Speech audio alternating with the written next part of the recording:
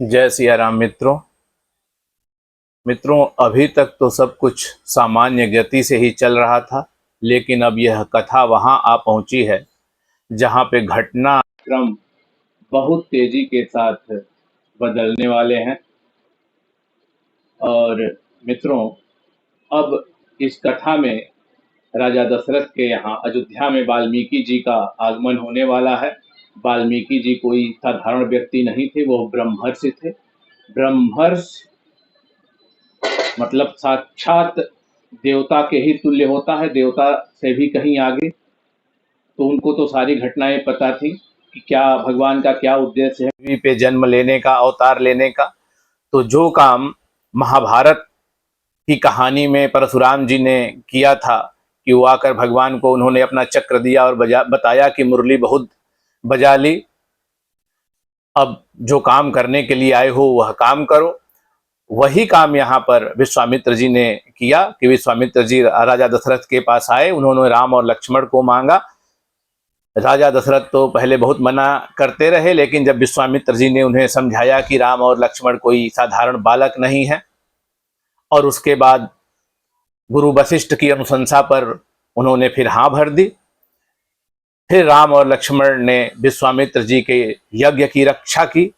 वहां पर उन्होंने सुबाहु और ताड़का, जो बहुत भयंकर राक्षस और राक्षसी थे, उनका वध किया।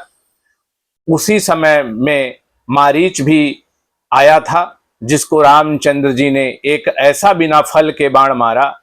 बिना फल के बाण का मतलब यह कि उसमें आगे नुकीला वाला जो पार्ट होता है वो नहीं लगा हुआ था, और वो ऐसा बाण मारा कि वह 100 योजन, एक योजन में लगभग 13 किलोमीटर होता है, 12.8 किलोमीटर, तो लगभग 1300 किलोमीटर दूर जाकर गिरा। तो ये जो कथा है वो बिहार में कहीं बक्सर के अगल बगल की बताई जाती है। तो वहां से बंगाल की खाड़ी में वह जाकर किसी द्वीप पर गिरा होगा। भगवान ने उसे जिंदा इसलिए छोड़ा ताकि वह फिर मारीच मृग का रूप बनाकर आए और फिर रावण वध किया जा सके। तो बहुत ही छोटे से काल में भगवान ने राक्षसों को मारा। फिर जनकपुर से संदेशा आता है, वहां धनुष यज्ञ चल रहा है। वहां रास्ते में जाते हुए गौतम की पत्नी अहिल्या, जो उनके शाप के कारण, गौतम ऋषि के शाप के कारण पाषाण की एक शिला बन गई थी, भगवान उनकी मुक्ति करते हैं। और फिर धनुष यज्ञ में पधार कर शिव जी का धनुष तोड़कर उनका सीता जी से विवाह संपन्न होता है। तो बहुत ही छोटे से काल में बहुत सारी घटनाएं संपन्न होती हैं। तो आप लोग मेरे साथ बने रहिए और इस कथा का, इस अद्भुत अलौकिक कथा का रसपान करते रहिए। धन्यवाद। बहुत जल्दी ही आपसे पुनः भेंट होगी। इस प्रकार भगवान ने बहुत सी बाल लीलाएं की और अपने भक्तों को अथाह सुख का अनुभव करवाया। फिर चारों भाई बड़े होने लगे। शुभ अवसर देखकर राजा ने गुरु को बुलाया और चूड़ा कर्म संस्कार किया। पुनः अयोध्या में खुशियां छा गईं, ब्राह्मणों को दान दिए गए। इस प्रकार दिन पर दिन बीतने लगे। बाल चरित हरि बहुविधि कीन्हा, अति आनंद दासन कह दीन्हा। कछुक काल बीते सब भाई, बड़े भय परिजन सुखदाई। चूड़ा करन कीन गुरु जाई, बेप्रन पुनि दक्षिणा बहु पाई। परम मनोहर चरित अपारा, करत फिरत चार्यु सुकुमारा। मन क्रम बचन अगोचर जोई, दशरथ अजिर विचर प्रभु सोई। भोजन करत बोल जब राजा, नहीं आवत तज बाल समाजा। कौशल्या जब बोलन जाई, ठुमुक ठुमुक प्रभु चलहि पराई। निगम नेति शिव अंत न पावा, ताहि धर जननी हठि धामा। धूसर धूरि भरे तनु आए, भूपति बिहसि गोद बैठाए। भोजन करत चपल चित, अइत उत अवसर पाय। भाज चले किलकत मुख दधियोदन लपटा। जो मन वचन और कर्म से अगोचर हैं वही प्रभु दशरथ जी के आंगन में विचर रहे हैं। भोजन करने के समय जब राजा बुलाते हैं तब वे अपने बाल सखाओं के समाज को छोड़कर नहीं आते। कौशल्या जी जब बुलाने जाती हैं तब प्रभु ठुमुक ठुमुक भाग चलते हैं। जिनका वेद नेति कहकर निरूपण करते हैं और शिव जी ने जिनका अंत नहीं पाया, माता उन्हें हठ पूर्वक करने के लिए दौड़ती हैं। वे शरीर में धूल लपेटे हुए आए और राजा ने हंसकर उन्हें गोद में बैठा लिया। बाल चरित अति सरल सुहाए, सारद शेष शंभु श्रुति गाए। जिन कर मन इंसन नहीं राता, ते जन वंचित किए विधाता। भये कुमार जब ही सब भ्राता, दीन जनेऊ गुरु पितु माता। गुर गृह गए पढ़न रघुराई, अल्प काल विद्या सब आई।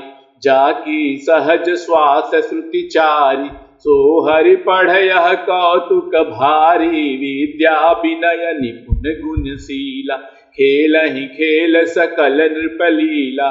करतल बान धनुषयति सोहा, देखत रूप चराचर मोहा।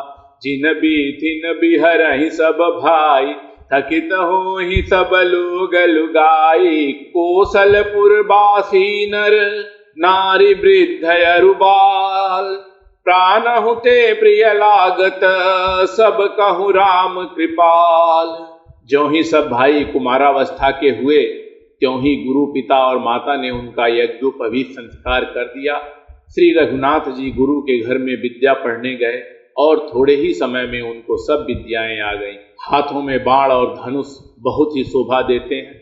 रूप देखते ही चराचर जड़ चेतन मोहित हो जाते हैं। वे सब भाई जिन गलियों में खेलते हैं उन गलियों के सभी स्त्री पुरुष उनको देखकर स्नेह से शिथिल हो जाते हैं अथवा ठिठक कर रह जाते। कौशलपुर के रहने वाले स्त्री पुरुष बूढ़े और बालक सभी को कृपालु श्री रामचंद्र जी प्राणों से भी अधिक प्रिय लगते। बंधु सखा संग ले ही बुलाई, मन मृगया नित खेल ही जाई। पावन मृग मार ही जिय जान, दिन प्रति निपहि देखा मही आनी। जे मृग राम बान के मारे, ते तनु तज सुरलोक सिधारे। अनुज सखा संग भोजन करहि, मातु पिता आज्ञा अनुसरहि। जेहि विधि सुखी होहि पुर लोगा, करहि कृपा निधि सोई संजोगा।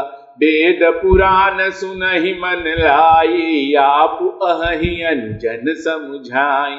प्रात काल उठि कै रघुनाथा, मातु पिता गुरु नाम ही माथा।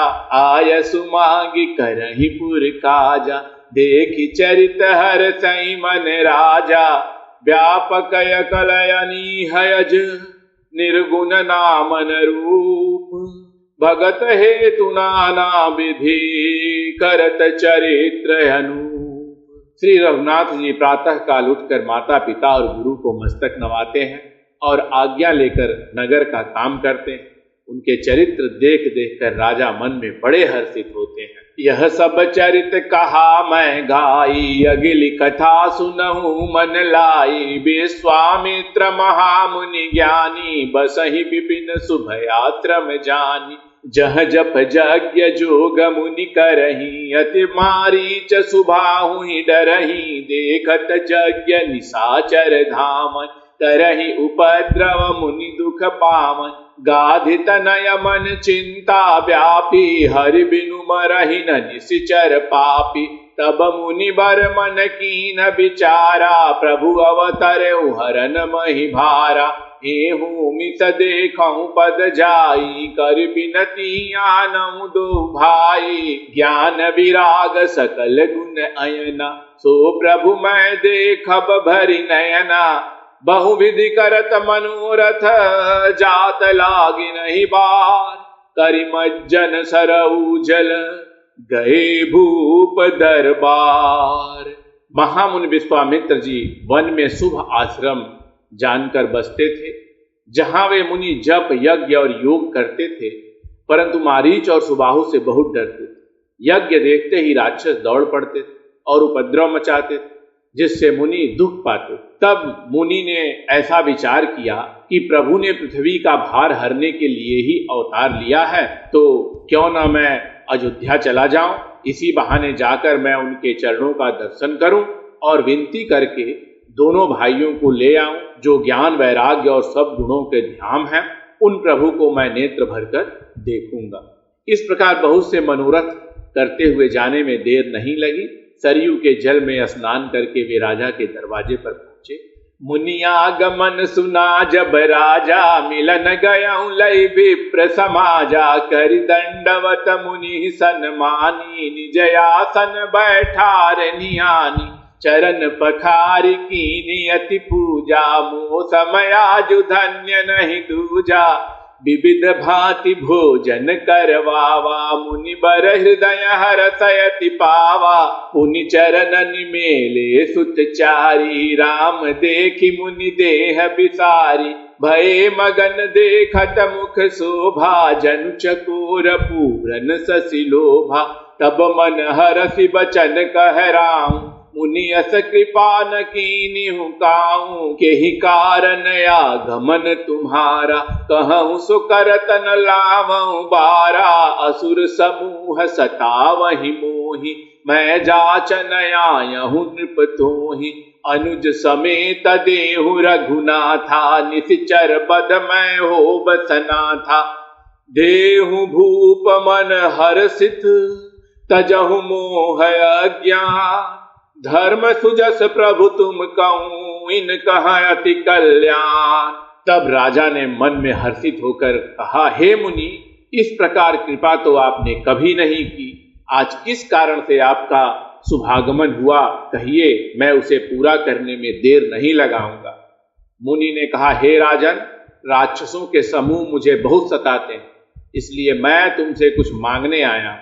छोटे भाई सहित श्री रघुनाथ जी को मुझे दो, राक्षसों के मारे जाने पर मैं सनाथ हो जाऊं। हे राजन, प्रसन्न मन से इनको दो, मोह और अज्ञान छोड़ दो। हे स्वामी, इससे तुमको धर्म और सुयश की प्राप्ति होगी और इनका परम कल्याण हो। सुनि राजा अति अप्रिय बानी, हृदय कंप मुख दुति कुमुलानी, चौथे पन पायहु सुतचारी, विप्र बचन नहीं कहेहु बिचारी, मांगहु भूमि धेनु धन कोसा, सर्वस देऊ आजु सहरोसा, देह प्राण ते प्रिय कछु नाही, सो मुनि देऊ निमिषै कमाही, सब सुत प्रिय मोहि प्राण की नाही, राम देत नहीं बनई गोसाई, कह निश्चर अति घोर कठोरा, कह सुंदर सुत परम किशोरा, सुनि नृप गिरा प्रेम रस सानी, हृदय हरस माना मुनि ज्ञानी, तब वशिष्ठ बहुविधि समुझावा, नृप संदेह नाश कह पावा,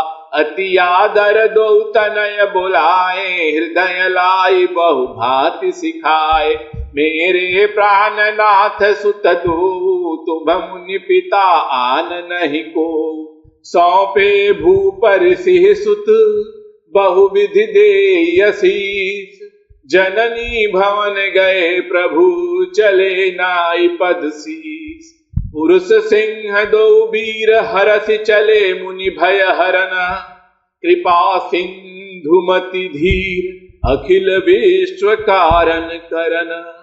अब यह कथा आगे बढ़ती है। जब विश्वामित्र मुनि ने राम और लक्ष्मण दोनों भाइयों को राजा से मांगा, इस अत्यंत अप्रिय वाणी को सुनकर राजा का हृदय कांप उठा, उनके मुख की कांति फीकी पड़ गई। हे ब्राह्मण, मैंने चौथे पन में 4 पुत्र पाए, आपने विचार कर बात नहीं कही। हे मुनि, आप पृथ्वी, गौ, धन और खजाना मांग लीजिए, मैं आज बड़े हर्ष के साथ अपना सर्वस्व दे दूंगा। देह और प्राण से अधिक प्यारा कुछ भी नहीं होता, मैं उसे भी एक पल में दे दूंगा। सभी पुत्र मुझे प्राणों के समान प्यारे हैं, उसमें भी हे प्रभु, राम को तो देते नहीं बनता। कहाँ अत्यंत डरावने और क्रूर राक्षस और कहाँ परम किशोर अवस्था के मेरे सुंदर पुत्र। प्रेम रस में सनी हुई राजा की वाणी सुनकर ज्ञानी मुनि विश्वामित्र जी ने हृदय में बड़ा हर्ष माना। तब वशिष्ठ जी ने राजा को बहुत प्रकार से समझाया, जिससे राजा का संदेह नाश हो गया। राजा बड़े ही आदर से दोनों पुत्रों को बुलाया और हृदय से लगाकर बहुत प्रकार से उन्हें शिक्षा दी। और फिर मुनि से कहा, हे नाथ, ये दोनों पुत्र मेरे प्राण हैं। हे मुनि, अब आप ही इनके पिता हैं, दूसरा कोई नहीं। फिर प्रभु माता के महल में गए और उनके चरणों में सिर नवाकर आशीर्वाद लिया। पुरुषों में सिंह रूप दोनों भाई राम और लक्ष्मण मुनि का भय हरने के लिए प्रसन्न होकर चले। वे कृपा के समुद्र, धीर बुद्धि और संपूर्ण विश्व के कारण के भी कारण है।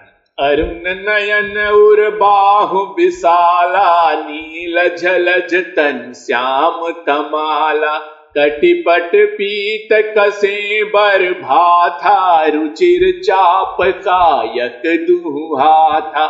श्याम गौर सुंदर दो भाई, विश्वामित्र महानिधि पाई। प्रभु ब्रह्मण्य देव मैं जाना, मोहिनीति पिता तजेउ भगवाना। चले जात मुनि दीन दिखाई, सुनि ताड़ का क्रोध कर धाई।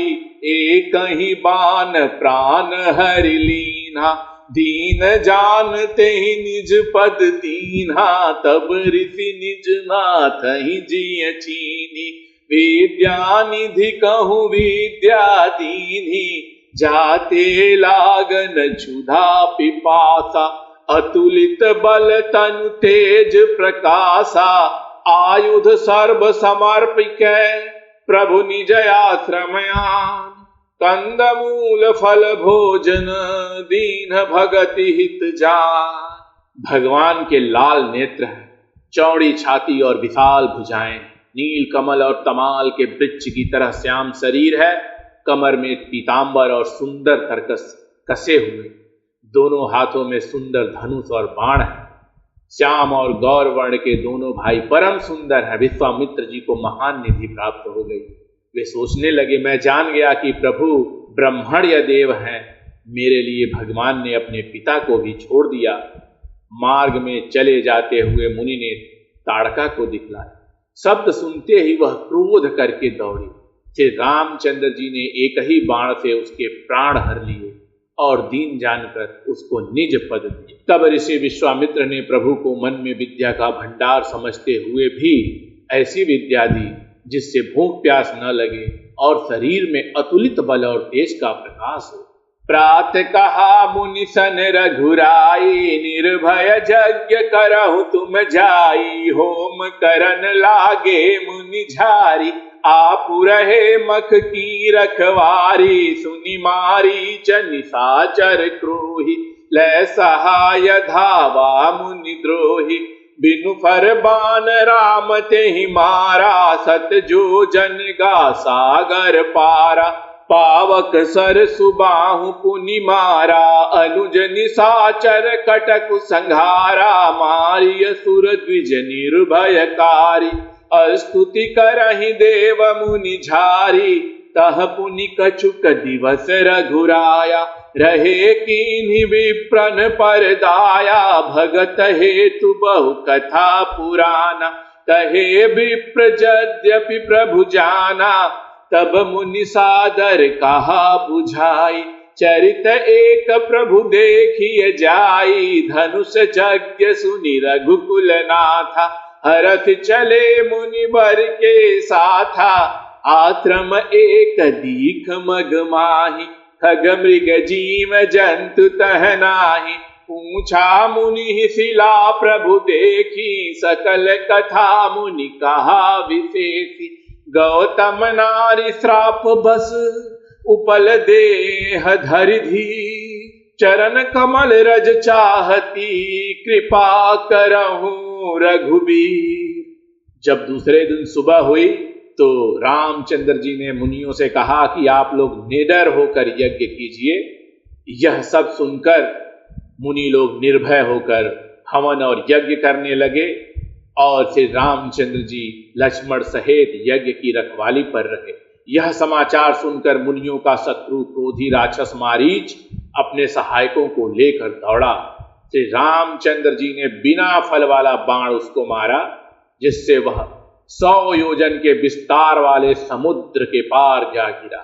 फिर सुबाहु को अग्नि बाण मारा। इधर छोटे भाई लक्ष्मण जी ने राक्षसों की सेना का संहार कर डाला। इस प्रकार से रामचंद्र जी ने राक्षसों को मारकर ब्राह्मणों को निर्भय कर दिया। तब सारे देवता और मुनि स्तुति करने लगे। श्री रघुनाथ जी ने वहां कुछ दिन और रहकर ब्राह्मणों पर दया की। भक्ति के कारण ब्राह्मणों ने उन्हें पुराणों की बहुत सी कथाएं कही। यद्यपि प्रभु तो सब कुछ ही जानते। तदनंतर मुनि ने आदर पूर्वक कहा कि चलकर एक चरित्र देखते हैं।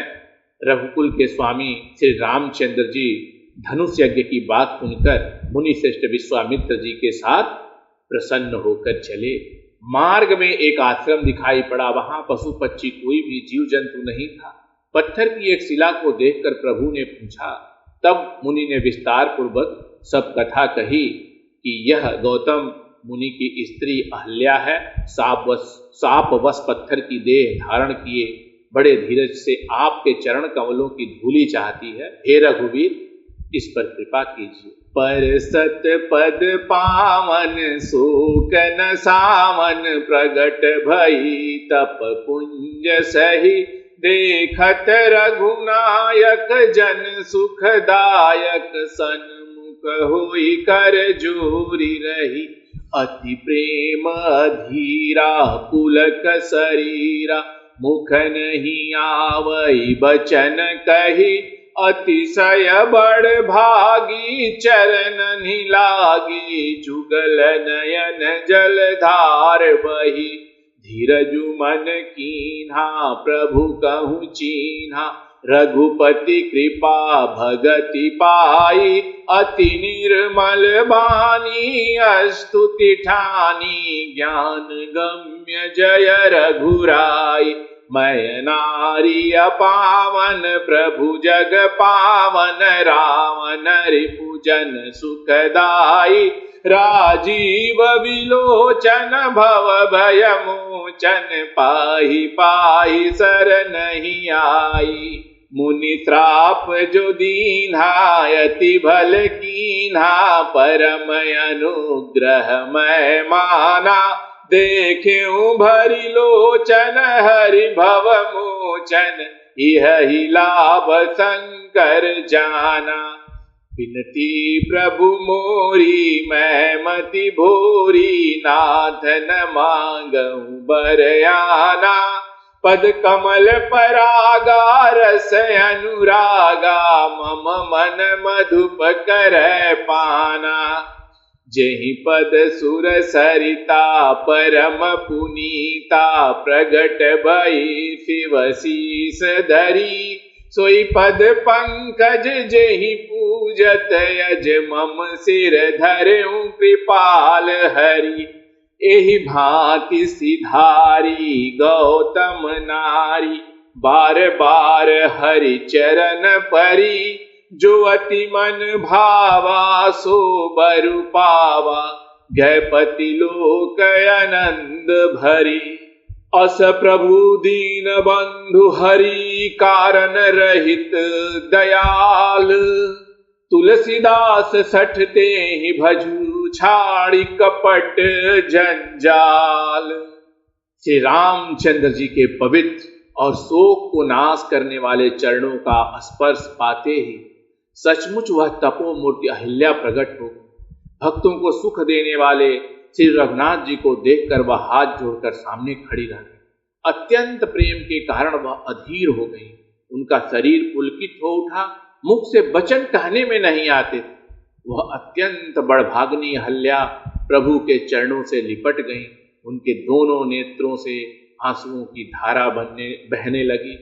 बहुत प्रकार से उन्होंने प्रभु की चरण वंदना की और कहा, मुनि ने जो मुझे शाप दिया सो बहुत ही अच्छा किया। मैं उसे अत्यंत अनुग्रह मानती हूँ जिसके कारण मैंने संसार से छुड़ाने वाले श्री हरि को नेत्र भर कर देखा। इसी को शंकर जी सबसे बड़ा लाभ समझते हैं। हे प्रभु, मैं बुद्धि की बड़ी भोली हूँ।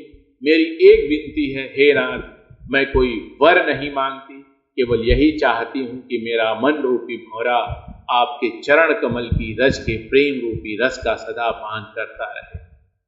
जिन चरणों से परम पवित्र देव नदी गंगा जी प्रकट हुई, जिन्हें शिव जी ने सिर पर धारण किया और जिन चरण कमलों को ब्रह्मा जी पूजते हैं, कृपाल हरु ने उन्हीं को मेरे सिर पर रखा।